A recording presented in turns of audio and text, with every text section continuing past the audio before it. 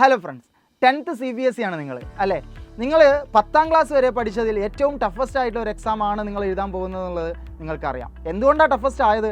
പല കാരണങ്ങളുണ്ട്. സിലബസ് മാത്രമല്ല, ചുറ്റുമുള്ള ആളുകളൊക്കെ നിങ്ങളോട് ചോദിച്ചുകൊണ്ടിരിക്കും നിങ്ങളുടെ റിസൾട്ടിനെ പറ്റിയിട്ട്.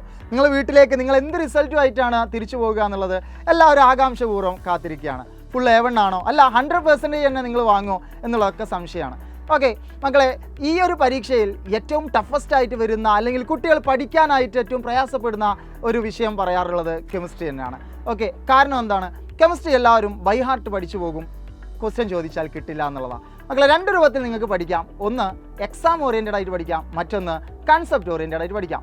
സമയമുണ്ടല്ലോ, ഒരു വർഷം നിങ്ങളുടെ മുമ്പിലില്ലേ. എക്സാം ഓറിയൻറ്റഡ് ആയിട്ടല്ല ഇപ്പോൾ നിങ്ങൾ പഠിക്കേണ്ടത്, കൺസെപ്റ്റ് ഓറിയൻറ്റഡ് ആയിട്ടാണ്. കൺസെപ്റ്റ് ഓറിയൻറ്റഡ് ആയിട്ട് പഠിച്ചാലുള്ള ഒരു ഗുണം എന്താണെന്ന് വെച്ചാൽ, ഏതൊരു ക്വസ്റ്റ്യൻ ചോദിച്ചാലും അത് ഏത് ഏരിയ എന്നാണ് നിങ്ങൾക്ക് കിട്ടിക്കഴിഞ്ഞാൽ എത്ര രൂപത്തിൽ വളഞ്ഞു ചോദിച്ചാലും അതിന് നിങ്ങൾക്ക് ആൻസർ ചെയ്യാൻ സാധിക്കും. അതല്ല, എക്സാം ഓറിയൻറ്റഡ് ആയിട്ട് എക്സാമിന് ചോദിക്കുന്ന രൂപത്തിൽ മാത്രം പഠിച്ചു വെച്ചു, ബൈ ഹാർട്ട് ചെയ്ത് പോയി. ഒരു ക്വസ്റ്റ്യൻ ഒന്ന് ടെസ്റ്റ് ചെയ്ത് വന്നാൽ ഒരുപക്ഷെ മക്കൾക്ക് കിട്ടില്ല. അത് ഏത് ക്വസ്റ്റ്യൻ അതുപോലും നിങ്ങൾക്ക് മനസ്സിലാക്കാനായിട്ട് സാധിക്കില്ല. നിങ്ങൾ പുറത്തിറങ്ങിയിട്ട് നിങ്ങൾ കൂട്ടുകാരോട് ചർച്ച ചെയ്യാണ്, ഇതെന്തായിരുന്നു ഈ ക്വസ്റ്റ്യൻ? അപ്പോൾ ആ കൂട്ടുകാരൻ പറയുന്നു, ഇതാടാ ആ ഏരിയ എന്ന് ചോദിച്ചതാണ്. അപ്പോഴാണ് നിങ്ങൾ പറയുന്നത്, അതായിരുന്നു, അതെനിക്ക് അറിയായിരുന്നു, പക്ഷേ പോയില്ലേ. എന്തുകൊണ്ടാണ് ഇങ്ങനൊരു പ്രശ്നം വന്നത്? കൺസെപ്റ്റ് നിങ്ങൾ നന്നായിട്ട് മനസ്സിലാക്കാത്ത പ്രശ്നമാണത്.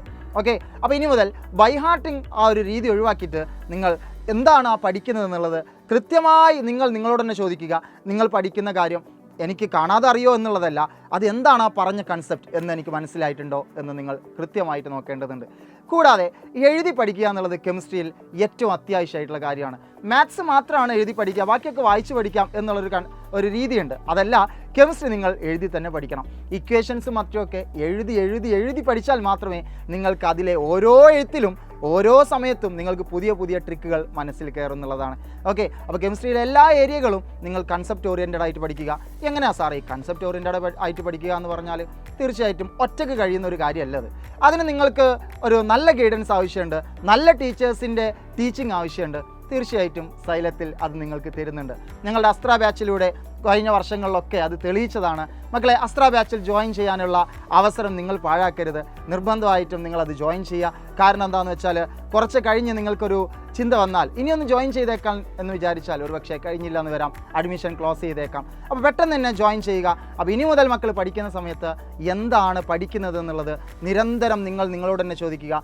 ഞാൻ വായിച്ച ആ ഒരു പാരഗ്രാഫ് എനിക്ക് നന്നായിട്ട് മനസ്സിലായിട്ടുണ്ടോ?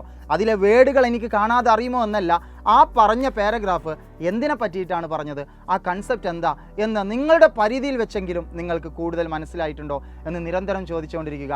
അങ്ങനെ പഠിച്ച് എങ്ങനെ ക്വസ്റ്റ്യൻ ചോദിച്ചാലും, ഇതുവരെ ചോദിക്കാത്ത രീതിയിൽ ക്വസ്റ്റ്യൻ ചോദിച്ചാലും, നിങ്ങൾ പഠിച്ച ഏരിയയിൽ നിന്ന് നിങ്ങളുടെ സിലബസിൽ നിന്ന് ക്വസ്റ്റ്യൻ വന്നാൽ നിങ്ങൾക്ക് എഴുതാൻ പറ്റണം.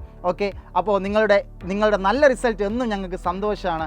നിങ്ങൾക്ക് ഫുൾ A1 എന്നല്ല ഞങ്ങൾ പ്രതീക്ഷിക്കുന്നത്, 100% മാർക്കോട് കൂടി ഞങ്ങൾ മക്കൾ ഇറങ്ങണം എന്നുള്ളതാണ്. അപ്പോൾ എല്ലാവർക്കും ഓൾ ദ ബെസ്റ്റ്.